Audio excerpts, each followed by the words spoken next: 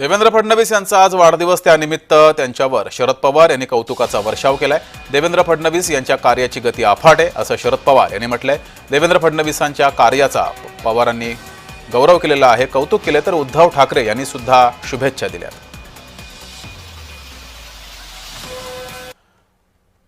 तर शरद पवारांनी फडणवीसांची स्तुती करताना नेमकं काय म्हटलंय पाहूयात।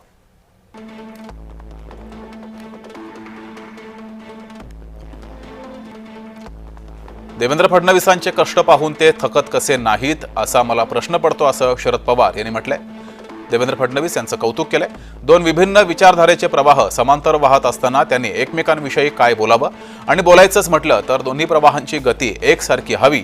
मी माझा वेग अजूनही अबाधित ठेवला आहे आणि देवेंद्र फडणवीसांच्या कार्याची गती अफाट आहे, हे कसं काय नाकारता येईल असं म्हणत देवेंद्र फडणवीस यांचं कौतुक शरद पवार यांनी केलंय।